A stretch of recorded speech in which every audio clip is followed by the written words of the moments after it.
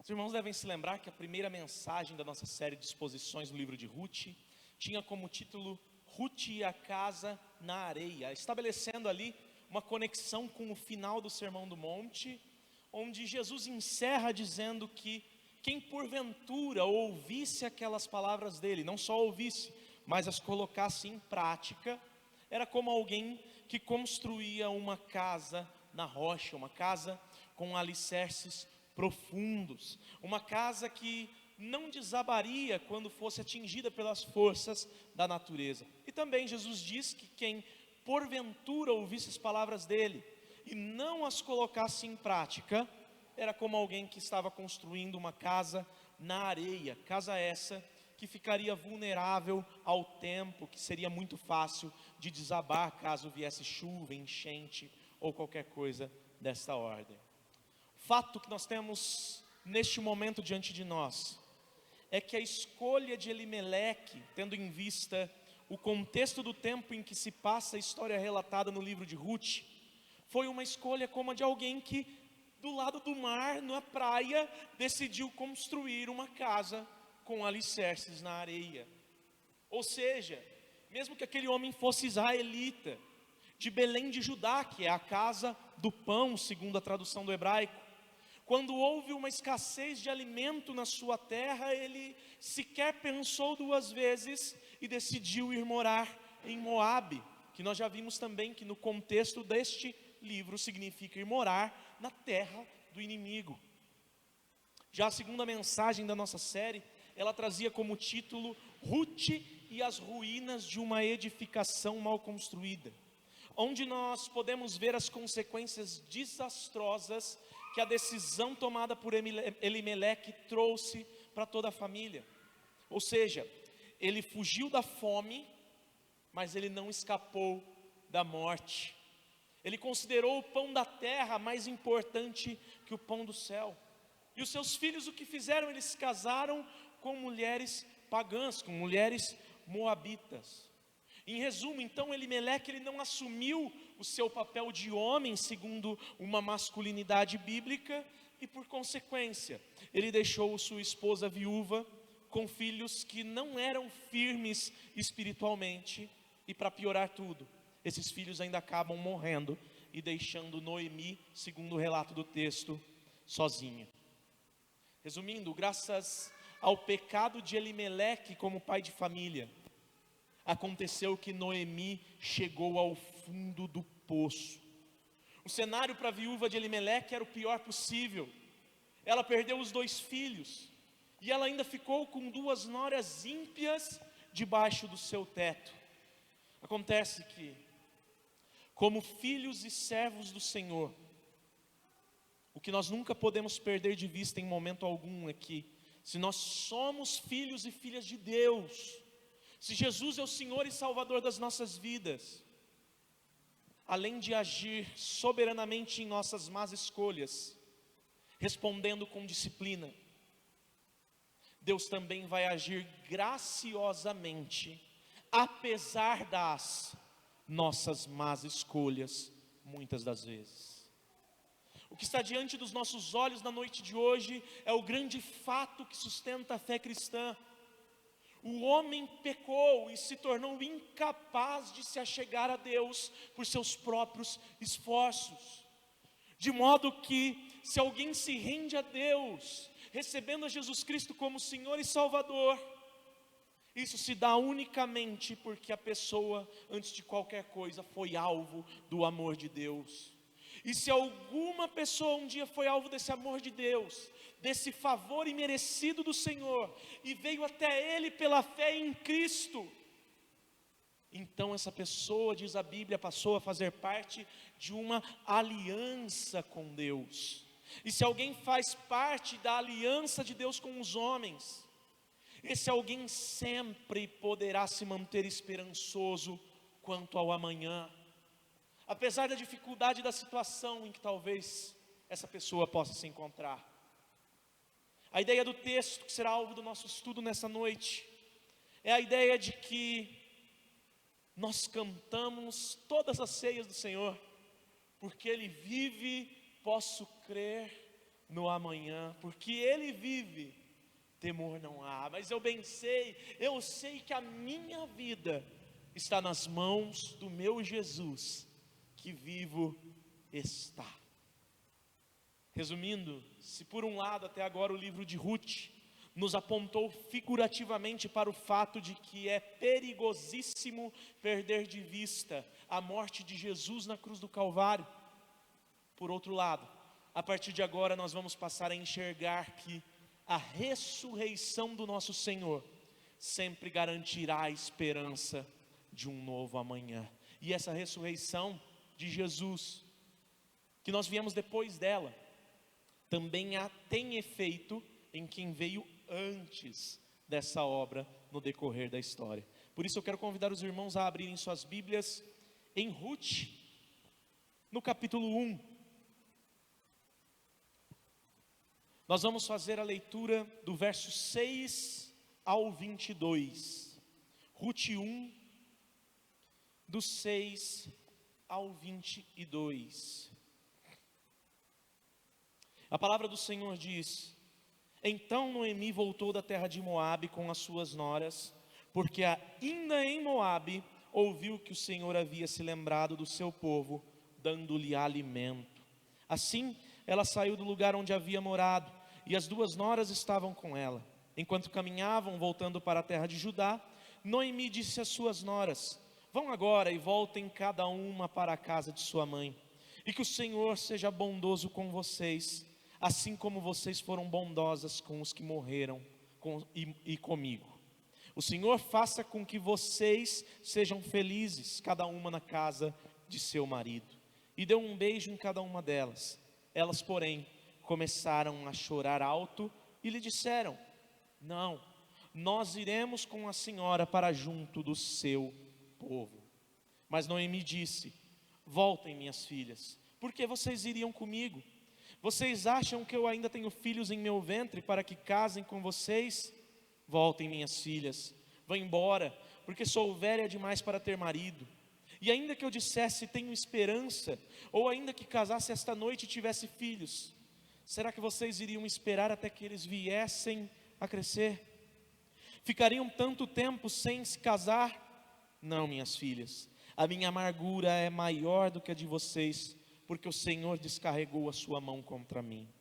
Então de novo choraram em alta voz. Orfa, com um beijo, se despediu de sua sogra, porém Ruth se apegou a ela. Então Noemi disse: Veja, a sua cunhada voltou para o seu povo e para os seus deuses. Vá você também com ela. Porém Ruth respondeu: Não insista para que eu a deixe, nem me obrigue a não segui-la, porque aonde quer que você for, irei eu, e onde quer que pousar, ali pousarei eu. O seu povo é o meu povo, e o seu Deus é o meu Deus. Onde quer que você morrer, morrerei eu, e aí serei sepultada. Que o Senhor me castigue se outra coisa que não seja a morte me separar de você. Quando Noemi viu que Ruth estava mesmo decidida a acompanhá-la, deixou de insistir com ela. Então ambas se foram até que chegaram a Belém. E aconteceu que ao chegarem ali, toda a cidade se comoveu por causa delas. E as mulheres perguntavam: Essa não é Noemi? Porém ela lhes dizia: Não me chamem de Noemi, mas de Mara, porque o Todo-Poderoso me deu muita amargura. Quando saí daqui eu era plena, mas o Senhor me fez voltar vazia. Por que então querem me chamar Noemi, se o Senhor deu testemunha contra mim e o Todo-Poderoso me afligiu? Foi assim que Noemi voltou da terra de Moabe, com Ruth, sua nora, a Moabita, e chegaram a Belém no começo da colheita da cevada. Senhor Deus, nós te louvamos e exaltamos a Ti, agradecendo pela Tua palavra que está diante dos nossos olhos, e pedimos, Senhor, fala conosco de um modo extraordinário, fala aos nossos corações, para que sejamos praticantes de tudo quanto o Senhor nos ensinar nesta noite. É em nome de Jesus que oramos, amém. O título da mensagem de hoje, seguindo a mesma linha das semanas anteriores, é Ruth e a casa na rocha. Vamos analisar o movimento do texto. O período dos juízes, que é o período em que se passou na história de Ruth, diz a Bíblia que cada um fazia aquilo que achava que era mais certo. Então era um período de constante pecado. E uma das respostas de Deus à nação de Israel, quando eles começavam a pecar, e pecavam de forma coletiva, era reter as chuvas que deveriam cair no céu para molhar a terra. De modo que, em tempos de pecado, os israelitas em seguida, eles experimentavam tempos de fome. Todavia, nós sabemos que para que Deus voltasse a abrir as comportas do céu e derramasse chuva sobre Israel, bastava que houvesse um movimento de arrependimento. E acontece que, no lugar de se arrepender, no lugar de reconhecer o pecado que ele tinha, que sua nação tinha, Elimeleque, ele prefere fazer uma mudança proibida, ele vai para a terra de Moabe. E lá em Moabe, como nós já vimos, a situação piora. Elimeleque morre, seus filhos se casam com mulheres moabitas, seus filhos morrem e deixam Noemi, segundo o relato do texto no verso 5, sozinha. Talvez podemos perguntar, mas suas noras, como que ela ficou sozinha se ela tinha as suas noras? Até então o texto não falou nada mais do que o fato que elas eram mulheres moabitas, algo que historicamente era desprezível em Israel. De modo que, para uma viúva israelita, carregar duas noras moabitas em uma família totalmente destruída, seria uma confissão gritante de que eles caíram em pecado e caíram gravemente, e de que a mão de Deus estava pesando sobre eles. Porém, eu quero que os irmãos se lembrem de uma coisa. Se lembram do significado dos nomes das noras moabitas? Orfa significa firmeza, Ruth significa amizade. E segundo a importância do significado dos nomes no Oriente Antigo, se Noemi verdadeiramente era uma mulher que pertencia ao povo da aliança, que conhecia e caminhava sob as asas do Deus de Israel, apesar de dar as costas para ele temporariamente, então Noemi era alguém que deveria se lembrar de que quem mantém firme qualquer esperança é Deus, acesas mediante a fé, e quem terá sempre diante de si as mãos amigas do Todo-Poderoso estendidas para a reconciliação é somente aquele que serve a Deus. Queridos, aqui o texto nos leva a pensar sobre dois tipos de desviados que existem. Sabia que existem dois tipos de desviados? O primeiro é aquele que nunca conheceu verdadeiramente a Cristo. É aquele que participou das bênçãos de Deus à igreja, que experimentou de uma parcial iluminação do Espírito Santo, mas nunca creu verdadeiramente. É alguém que poderia até chegar a enganar os irmãos mais maduros, mas que na verdade, no fundo, nunca viveu pela fé. E a esses, a Bíblia diz que é impossível que eles sejam conduzidos de volta em arrependimento. E o segundo tipo de desviados é aquele que conheceu verdadeiramente a Cristo, mas foi se esfriando por não manter uma rotina de disciplina espiritual, até que um dia veio e se afastou da comunhão da igreja, porque julgou enganosamente que aquilo não era mais tão importante.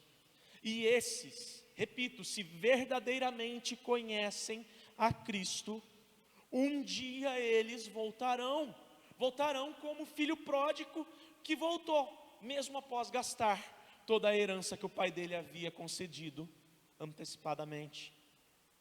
Certamente Noemi vai nos mostrar o texto que pertence a este segundo grupo.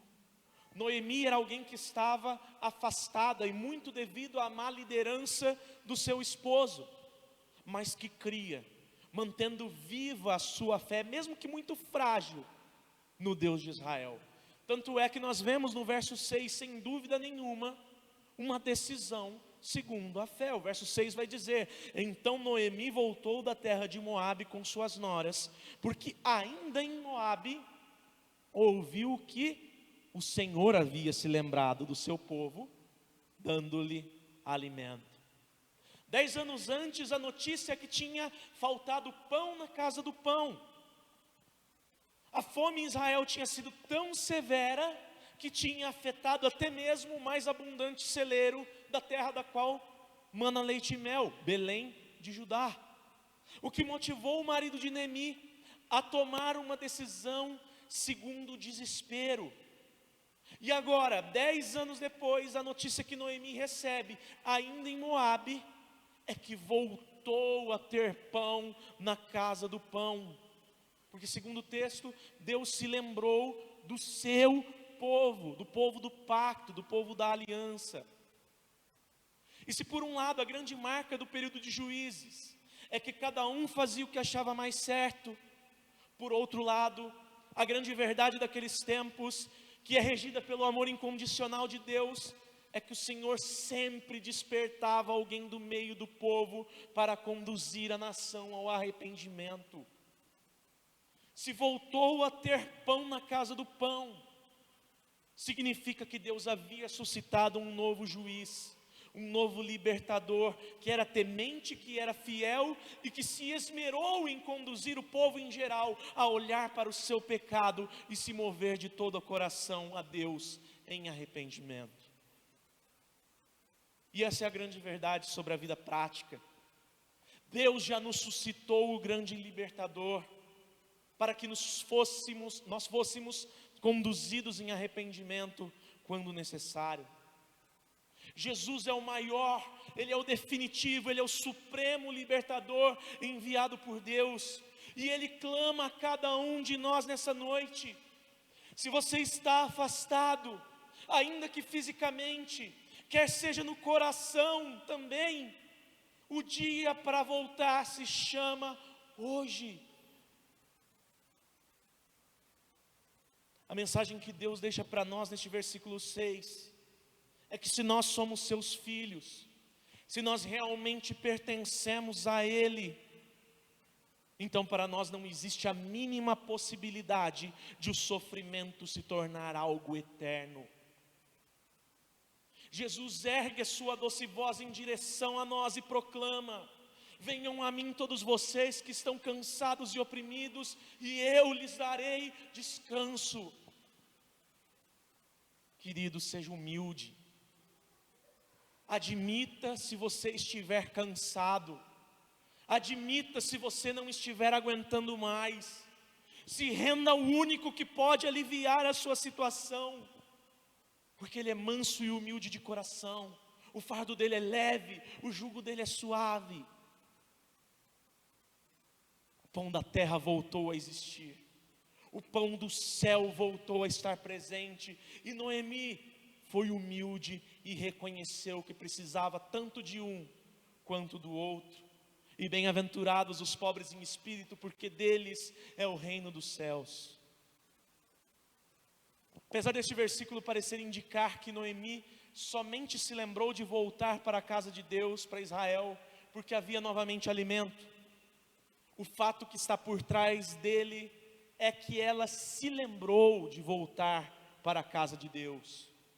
E ela ouviu falar que Deus havia se lembrado do seu povo ainda em Moabe. Da mesma forma como nós temos conhecimento pela Bíblia, que Deus entregou Jesus para morrer por nós quando ainda éramos pecadores, escravizados pelo poder do pecado, como Paulo diz aos Romanos.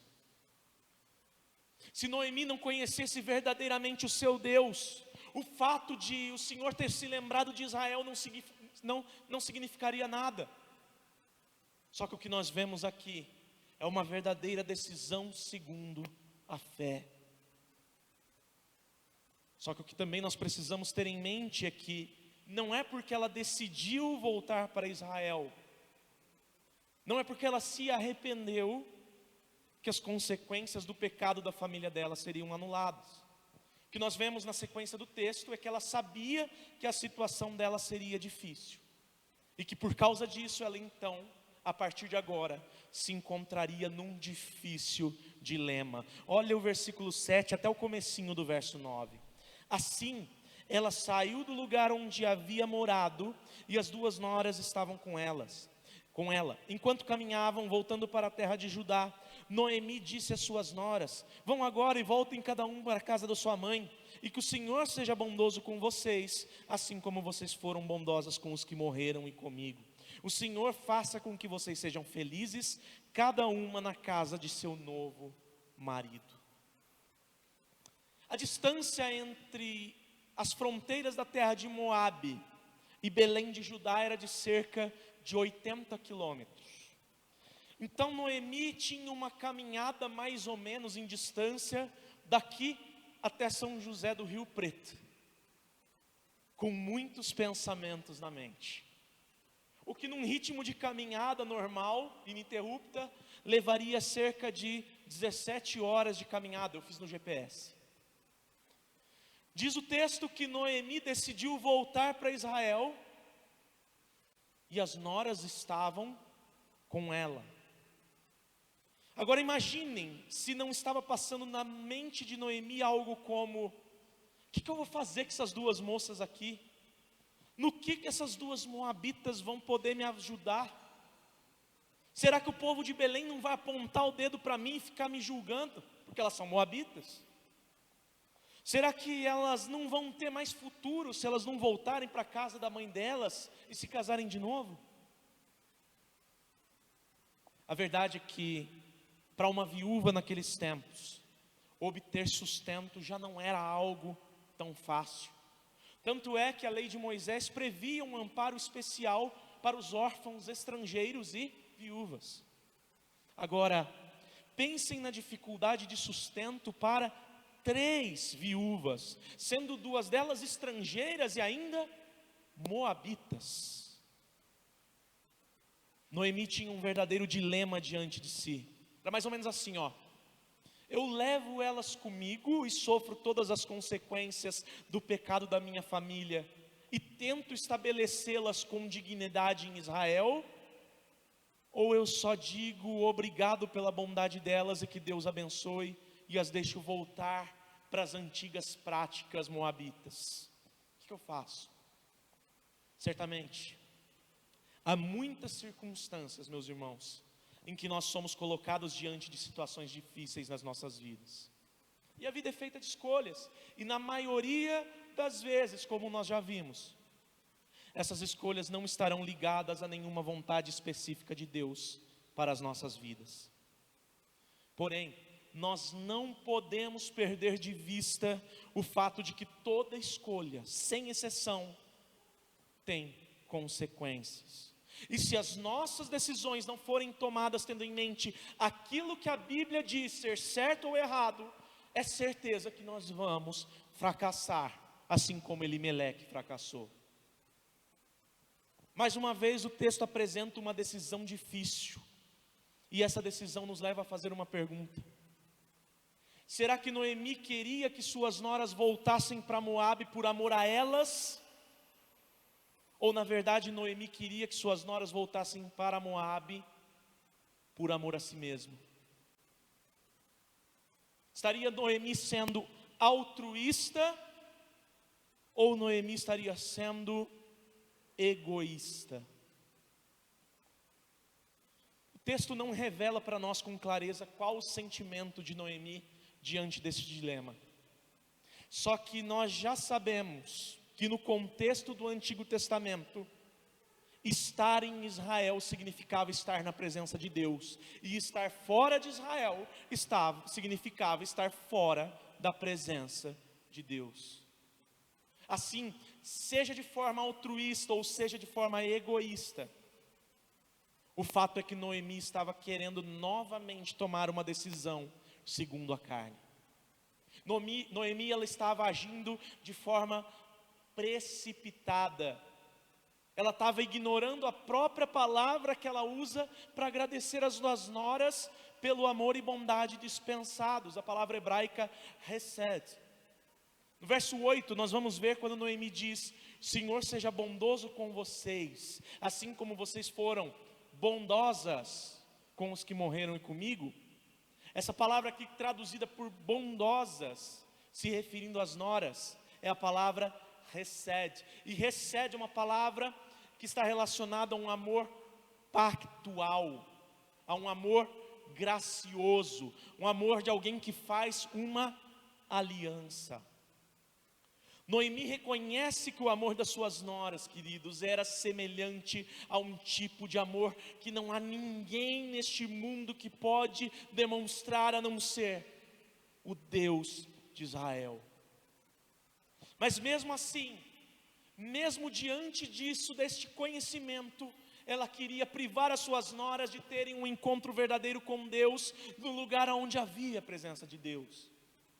Noemi queria oferecer às noras aquilo que ela não podia oferecer, no lugar de oferecer aquilo que ela já tinha, que era mais precioso do que o ouro, prata ou uma nova família. Que nós possamos também nos lembrar de Pedro e João, diante de um coxo em frente ao templo de Jerusalém, quando lhes pediu esmola e eles disseram: eu não tenho ouro nem prata, mas o que tenho eu lhe ofereço. Em nome de Jesus, o Nazareno, levanta e anda. E aquele coxo levantou e andou. O que deve nos levar a refletir: será que nós não estamos fazendo com os nossos filhos a mesma coisa que Noemi fez com suas noras? Será que muitas vezes nós não estamos morrendo de trabalhar, porque nossos filhos, nossos netos, não podem passar vontade de comer um danoninho, mas nós não temos alimentado os nossos filhos com o pão do céu? Será que muitas vezes nós não tornamos cada vez mais escassos de tempo para as coisas de Deus, porque estamos tentando a qualquer custo ganhar as coisas do mundo? Nós precisamos, meus irmãos, rever urgentemente as nossas prioridades e levar pessoas a Cristo, levar pessoas a conhecerem o Evangelho, que é o poder da salvação para todo aquele que crê. Deve ser a nossa grande prioridade, se nós realmente pertencemos a Ele. Queridos, entendam, Jesus não te salvou simplesmente para você ser salvo. Jesus te salvou para que você anuncie que Ele é o Salvador e a única salvação a todas as pessoas que você conhecer, começando pelos da sua casa. Às vezes nós nos apegamos às palavras lá de Atos dos Apóstolos que dizem: crê no Senhor Jesus e serão salvos você e a sua casa, e nos colocamos numa posição de passividade, esperando que Deus faça a obra. Mas nós cremos, nós mesmos vamos e nos omitimos de anunciar a mensagem que nos salvou aos nossos filhos, aos nossos cônjuges descrentes, e nos preocupamos muito mais se nós os estamos suprindo de suas necessidades terrenas do que de suas necessidades celestiais. A mensagem que nós devemos extrair aqui destes versículos do 7 ao 9 é que Noemi tinha sim tomado uma decisão pela fé, mas a fé dela ainda era uma fé muito frágil. A edificação da casa da vida que ela construíra até então tinha alicerces muito superficiais. E isso pode ser facilmente percebido nos versículos seguintes, que nos apresentam uma visão equivocada de Noemi a respeito de bênção e maldição. Segunda parte do 9 até o 13. E deu um beijo em cada uma delas. Elas, porém, começaram a chorar alto e lhe disseram: não, nós iremos com a senhora para junto do seu povo. Mas Noemi disse: voltem, minhas filhas, por que iriam comigo? Vocês acham que eu ainda tenho filhos em meu ventre para que vocês se casem com eles? Voltem, minhas filhas, vão embora, porque sou velha demais para ter marido. E ainda que eu dissesse: tenho esperança, ou ainda que casasse esta noite e tivesse filhos, será que vocês iriam esperar até que eles viessem a crescer? Ficariam tanto tempo sem casar? Não, minhas filhas, a minha amargura é maior do que a de vocês, porque o Senhor descarregou a sua mão contra mim. Aqui nós podemos dizer que a teologia de Noemi estava correta. Noemi tinha uma boa teologia, mas era uma teologia correta, só que incompleta. Era uma teologia segundo a letra, mas nada segundo o Espírito. Levava em consideração a verdade de Deus em sua soberania, mas não levava em consideração que cada um dos atributos de Deus é manifesto em amor.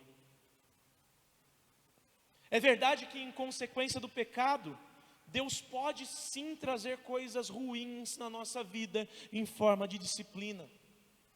É verdade sim que Deus é soberano e que nada acontece se Ele não permitir.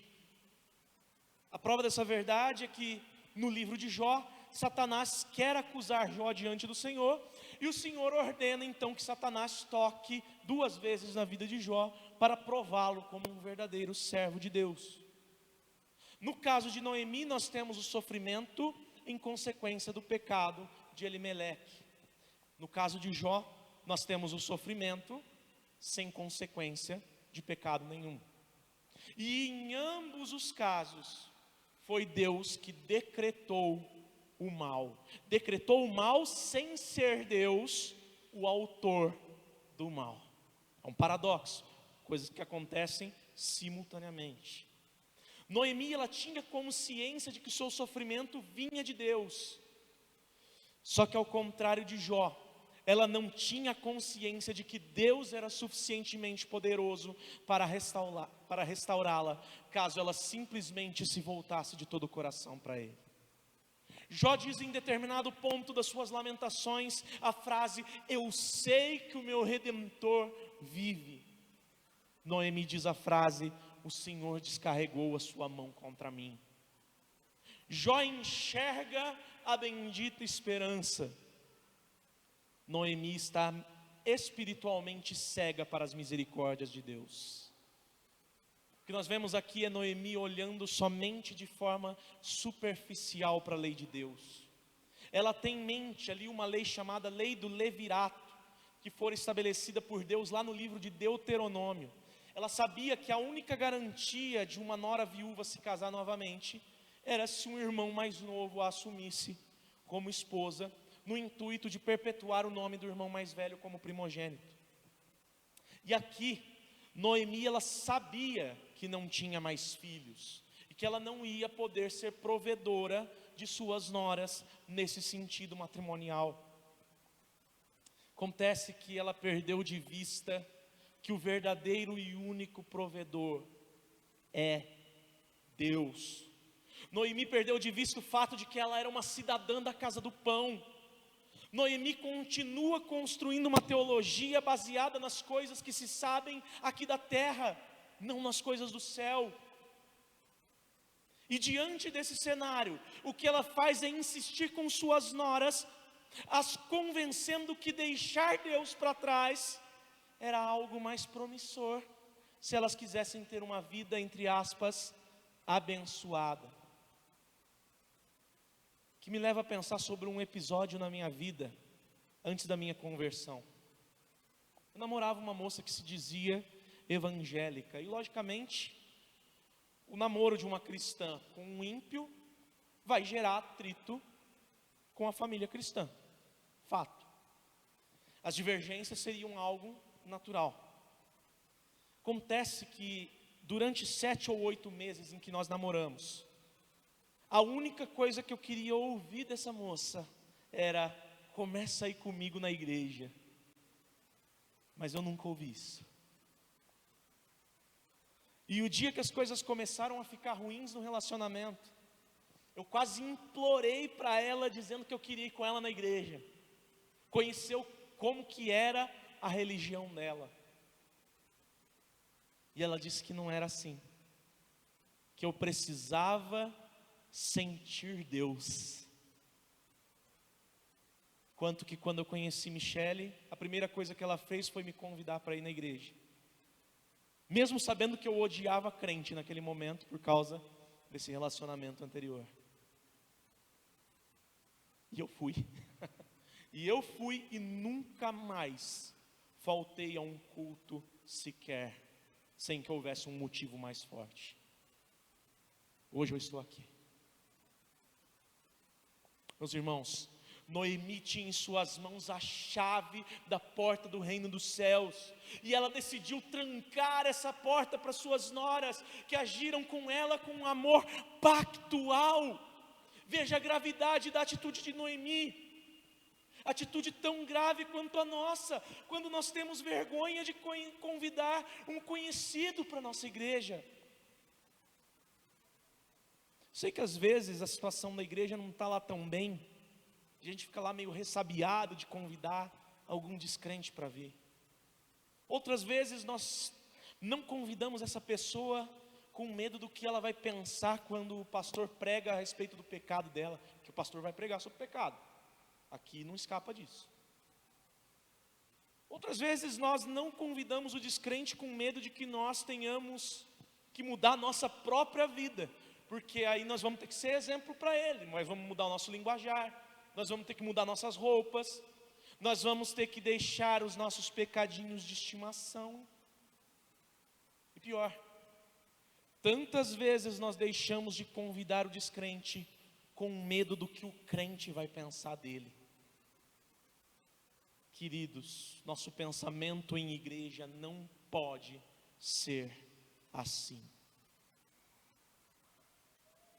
Nós temos até uma pequena horta aqui no fundo, onde nós podemos pegar uma verdura, tempero, levar a alguém que nós desejamos que se converta, como um ato simbólico do amor frutífero de Deus, e usar dessa verdura, desse tempero, como uma porta de entrada para falar de Jesus. Mas não, às vezes nós não aproveitamos essas oportunidades, porque isso vai gerar um compromisso de nós orarmos por aquela pessoa, de investirmos tempo, até mesmo muitas vezes recursos por aquela pessoa. E muitas vezes nós não queremos compromisso, né? Compromisso dói, compromisso nos tira do lugar. Nós queremos ficar no nosso cantinho. Que nós possamos abandonar de uma vez por todas esse tipo de timidez e pensar cada vez mais em trazer aquele que é de fora, como eu sei que alguns irmãos aqui estão tentando fazer. Se ele virá, ou se ele voltará, ou se ele se converterá, isso não cabe a nós, isso cabe a Deus, de quem vem tanto querer quanto efetuar, segundo o seu bom propósito. Noemi fez de tudo para reter a entrada de suas noras no povo da aliança, mas graças a Deus, essa não era uma decisão que pertencia a ela. Antes era uma decisão que pertencia tanto a Ruth, quanto a Orfa, quanto principalmente ao próprio Deus. E é justamente isso que nós veremos no versículo seguinte. Dois tipos de decisão: uma decisão natural e uma decisão sobrenatural. Olha o verso 14. Então, de novo, choraram em alta voz. Orfa, com um beijo, se despediu de sua sogra. Porém, Ruth se apegou a ela. A decisão natural é a de Orfa. Ela se despediu de Noemi, e o que aconteceu é que nunca mais o nome dela é citado nas páginas da história da redenção. A decisão sobrenatural, obviamente, é a de Ruth, que, segundo o texto diz, se apegou a Noemi.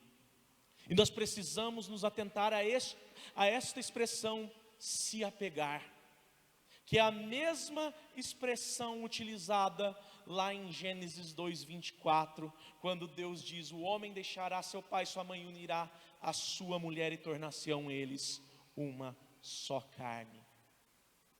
Ou seja, Ruth se apega a Noemi, sua sogra, com o zelo com o qual um marido deve se apegar a uma esposa, com o zelo com o qual o Senhor Jesus Cristo cuida da igreja, do seu povo, dizendo que todo aquele que o Pai o der, jamais ele lançará fora.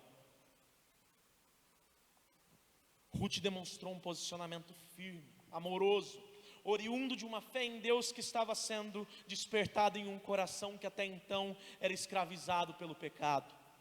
Fé essa que parece ser mais firme até que a fé de Noemi, que tinha, entre aspas, anos de igreja, mas que volta a demonstrar fragilidade no versículo seguinte. Olha o versículo 15. Então Noemi disse: veja, a sua cunhada voltou para o seu povo e para os seus deuses, vá você também com ela. E aqui nós temos uma insistência que demonstra as marcas de uma fé superficial. Repara na gravidade do que Noemi disse. Veja, sua cunhada voltou para o seu povo, e até aí está ok. Mas ela continua: e para os seus deuses, vá você também com ela. Você consegue compreender o que Noemi fala para Ruth nesse momento? Sabe o que ela falou para Ruth? Ela falou assim, ó: Ruth, vai para o inferno. Ruth, vá para o inferno, que eu estou bem sozinha. Queridos, nós precisamos parar de nutrir ilusões quanto a questões espirituais. Ou a pessoa pertence a Deus, ou ela pertence ao inimigo. Não existe um caminho intermediário. Não existe perdão do tempo de ignorância a quem permanece descrente, porque não há ninguém totalmente ignorante quanto a Deus. Diz Paulo aos Romanos: todos são indesculpáveis diante de Deus. Às vezes nós vemos aquele nosso amigo, aquele nosso parente, aquele nosso filho, nosso cônjuge, ele é uma pessoa boa, ele é uma pessoa trabalhadora, ele é uma pessoa esforçada, e nós ficamos achando que está tudo bem com ele. E acontece o seguinte, meu irmão, e com todo o temor no coração eu falo: se essa pessoa não estiver em Cristo, ela vai para o inferno, sendo trabalhadora, bondosa e esforçada. E o nosso papel, qual que é? Nós precisamos chorar pelas almas que estão sendo perdidas. Nós precisamos dobrar os nossos joelhos diante de Deus por aqueles que estão cegos. Nós precisamos orar fervorosamente para que Deus promova conversões no nosso meio. Se você ama uma pessoa descrente, meu irmão, não seja como Noemi. Se você ama uma pessoa descrente, ore por ela, fale de Jesus para ela, jejue por ela, verta lágrimas por ela. Porque se você a ama, eu tenho certeza que você quer passar a eternidade com ela. Se você é crente, você vai para o céu. Só que se ela não for, ela não vai. E você não vai passar a eternidade com ela. Não estou falando de mudança de religião. Estou falando de Cristo, da sua graça, de como nós devemos nos portar como verdadeiros cidadãos do reino. E bem-aventurados os pacificadores, porque serão chamados filhos de Deus, aqueles que pregam o evangelho. Deixa eu te dizer algo. Quer você queira falar de Jesus para alguém, quer não, se Deus tiver um propósito de salvação com essa pessoa, ela vai se converter, independentemente de você falar ou não. O que acontece é que, se você omitir, você vai estar sendo desobediente. E você vai prestar contas diante de Deus da sua desobediência. Mas não é você que vai converter a pessoa. Convenhamos, né? Graças a Deus por isso. Graças a Deus, porque se a salvação de alguém dependesse de nós, essa pessoa estaria perdida. Nós também. Olha o versículo 16 e 17. Porém Ruth respondeu: não insista para que eu a deixe, nem me obrigue a não segui-la. Porque aonde quer que você for, irei eu, e onde quer que você pousar, ali pousarei eu. O seu povo é o meu povo, o seu Deus é o meu Deus. Onde quer que você morrer, morrerei eu aí, e aí serei sepultada. Que o Senhor me castigue se outra coisa que não seja a morte me separar de você. As palavras de Ruth aqui nesses 2 versículos, sem dúvida nenhuma, apresentam verdadeiras marcas, aí sim, de uma casa construída na rocha. O que estava acontecendo aqui? Ruth estava demonstrando com as suas palavras que a sua decisão de acompanhar Noemi não era simplesmente fruto do amor de uma nora por uma sogra que era bondosa. Não, era muito mais do que isso. A decisão de Ruth de acompanhar Noemi, na verdade era um movimento gerado no coração de Ruth pelo amor pactual, pelo amor irresistível, gracioso de Deus que a havia tocado. Trocando em miúdos, meus irmãos, o amor de Cristo é tão poderoso, mas tão poderoso que pode até mesmo salvar uma mulher moabita.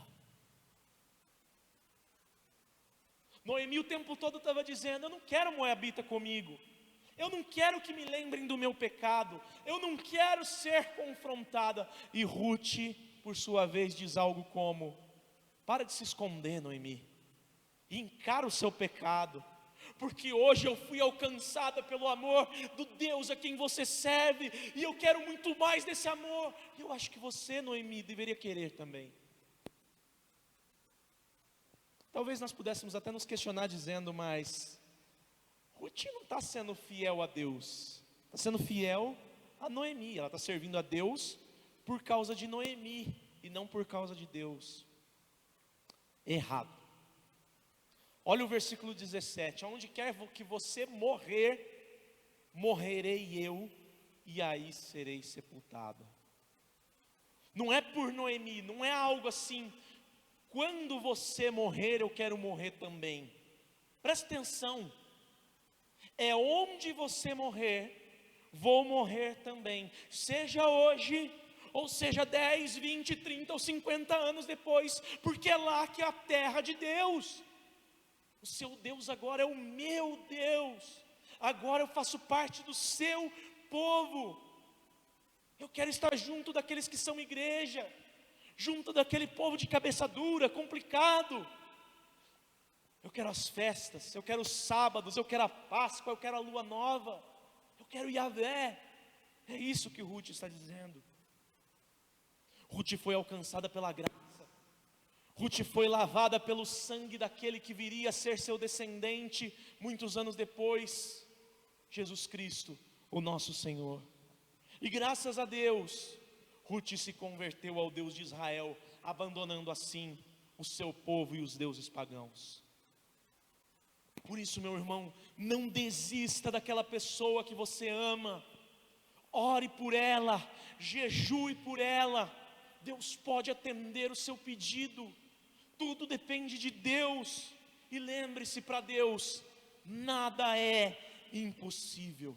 Nem mesmo salvar o rei da Babilônia, nem mesmo salvar Saulo, o grande perseguidor da igreja, nem mesmo salvar uma mulher moabita.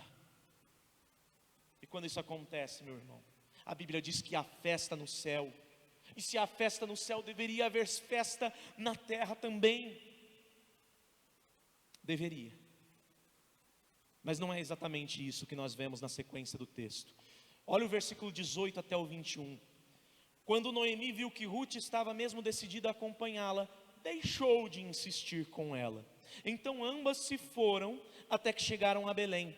E aconteceu que ao chegarem ali, toda a cidade se comoveu por causa delas. E as mulheres perguntavam: essa não é Noemi? Porém ela lhes dizia: não me chamem de Noemi, mas de Mara, porque o Todo-Poderoso me deu muita amargura. Quando saí daqui eu era plena, mas o Senhor me fez voltar vazia. Por que então querem me chamar Noemi, se o Senhor deu testemunho contra mim e o Todo-Poderoso me afligiu?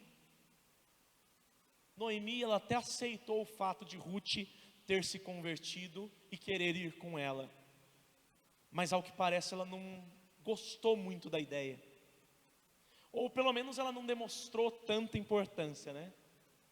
Nós vemos aqui sim uma decisão resignada de Noemi, mas uma decisão baseada na amargura de uma vida difícil. Vamos notar alguns detalhes do texto aqui.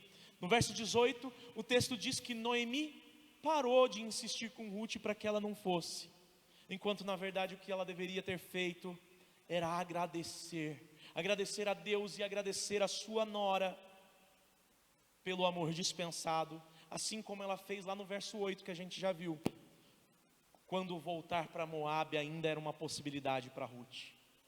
No versículo 19, o texto vai dizer que toda a cidade se comoveu, ou seja, todos estavam dispostos a oferecer a sua mão irmã em apoio a Noemi, ninguém ficou indiferente. No verso 20, Noemi insiste que Deus pesou a mão contra ela e ignora as coisas boas que o Senhor vinha operando depois que ela decidiu voltar para Belém de Judá. No versículo 21, Noemi diz que antes ela era plena, mas agora ela tinha se tornado vazia. Como isso pode ser verdade, de que ela era plena antes, se segundo o que sabemos, eles mudaram para Moabe por causa da fome? Aqui tem duas possibilidades então, ou Noemi mentia agora, ou talvez a fome não fosse tão grave assim para todos. O que nós precisamos enxergar aqui, meus irmãos, são duas coisas fundamentais. A primeira delas é que ninguém a não ser Deus é pleno. E somente Ele pode conceder que nós tenhamos uma vida segundo a medida da sua plenitude, conforme Ele desejar nos conceder. Nós podemos dizer sim que somos plenos, mas nós somos plenos quando estamos em Cristo. E a segunda coisa fundamental que precisamos enxergar é que quando nós estivermos afastados da comunhão, quando nós estivermos frios em nossa fé, quando até mesmo nós ficarmos um tempo longe da igreja e nós voltarmos, a nossa carne, a nossa velha natureza vai fazer de tudo para que nós pensemos que as coisas não são mais como eram antes. Nós vamos voltar para a igreja e vamos pensar algo, puxa, parece que não é a mesma coisa, parece que antes era diferente, que tinha algo diferente. E isso é uma grande mentira de Satanás. Quando o filho pródigo volta para a casa do pai, mesmo que ele tenha gastado toda a herança, mesmo que ele tenha perdido tudo aquilo que o pai dele deu para ele, ele é recebido com festa, com pompas, porque ele voltou para a casa do pai. Ele é vestido com roupa nova, ele ganha um anel, e em comemoração à sua tão esperada chegada, o pai vai lá e manda matar o novilho mais gordo. Se você está afastado da igreja, seja fisicamente ou seja espiritualmente, às vezes você está aqui só de corpo, não está de alma. Ouça o que eu vou falar agora. O seu pai está te esperando, de braços abertos, para que você volte para ele. A festa está pronta, as bênçãos estão disponíveis, a mesa da comunhão está posta. Ele quer a sua presença. Volte para Deus, volte para a casa do Pai. Não se importe com o que os outros irmãos vão falar, se importe com o que Deus diz a você. E Ele diz: o ladrão vem senão para matar, roubar e destruir, e eu vim para que você tenha vida e a tenha plenamente. Volte para Deus. Agora, se você nunca fez parte da igreja, assim como Ruth, a mensagem que fica é que também existe espaço para você. Então somente arrependa-se do seu pecado e receba Jesus como Senhor e Salvador da sua vida. Passemos todos nós a viver tendo a certeza daquilo que Deus nos revela na sua palavra. Todas as coisas cooperam para o bem daqueles que amam a Deus. E é isso que nós vamos ver no último verso deste capítulo, já encerrando a nossa mensagem. Olha o verso 22. Foi assim que Noemi voltou da terra de Moabe, com Ruth, sua nora, a Moabita. E chegaram a Belém no começo da colheita da cevada. O cenário não era muito bom. O cenário era desesperador. Noemi não gostou muito que Ruth foi com ela. E é ressaltado aqui que ela voltou com Ruth, sua nora, a Moabita. Só que há na última frase um grande brilho de esperança. Chegaram a Belém no começo da colheita da cevada. Pode ser que um dia tenha faltado pão na casa do pão, mas hoje, pela graça de Deus, se dá início uma nova colheita, a novas oportunidades, é renovada toda a esperança.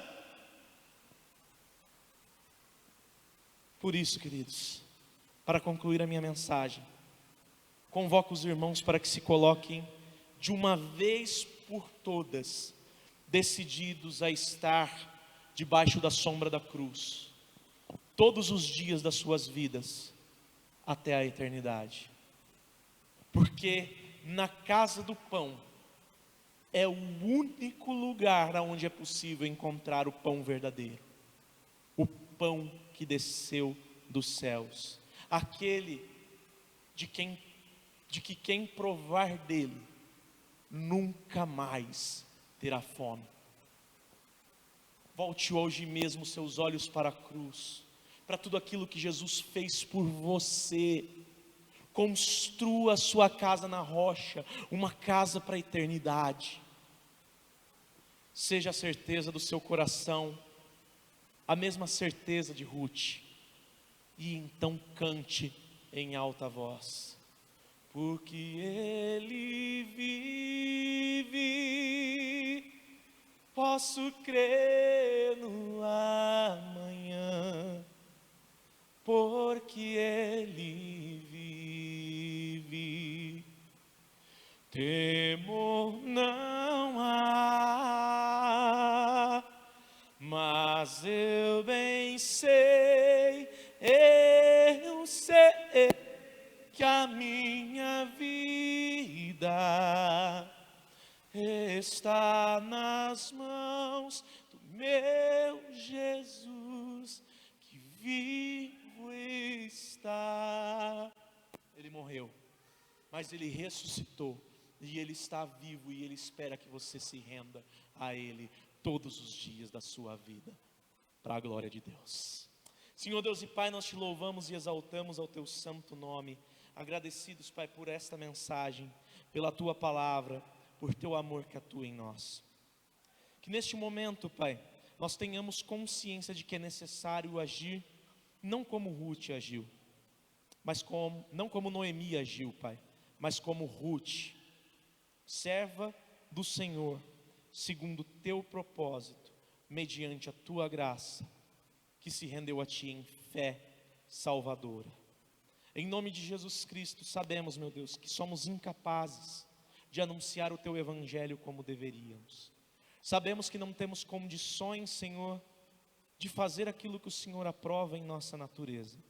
Mas te pedimos, Pai, graça sobre graça, nos dá a capacidade, mediante a unção do teu Espírito Santo, para reconhecer que o nosso próximo tem que estar junto conosco. Carece da misericórdia de Deus, assim como nós também carecemos.